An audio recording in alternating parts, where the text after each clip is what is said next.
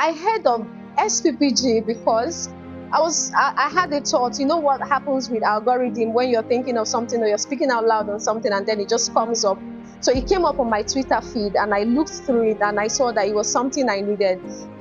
Because one, in my current field of study, I've come to see that we have a very big deficiency in terms of policies, or not that we don't have enough policies, but how those policies are implemented. And I know that to make sustainability work and the way it is currently and how it's going globally, it's important that both the private sector and the public sector comes together to just have that synergy and then push out solutions and implement, not just bringing up policy, but it's important that those policies are implemented.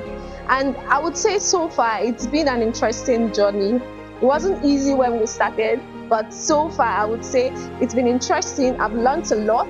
I know I did government as far back as secondary school, but then it's just refreshing having to go through those histories.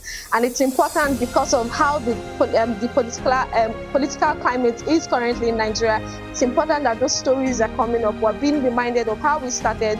We didn't just come to this point. It was something that was building up, and SPPG has given me that exposure and knowledge I need, and I know that I've acquired that to be able to push for this change, policy-wise, implementation, and then to be able to question things.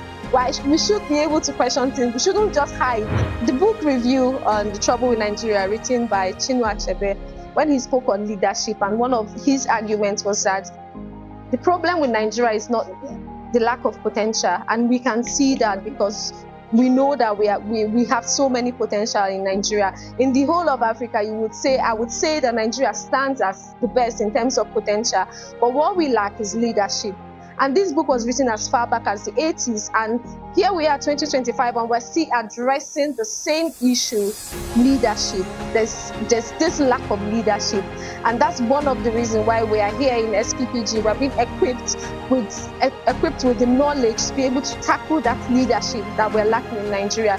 One way or the other, when we are done with this class, we're able to go out there to provide solutions, to take that leadership position, not just stay at the background and just let people be, but be at the forefront, driving these conversations on how our leaders can be better, how we deserve better leadership based on where we are.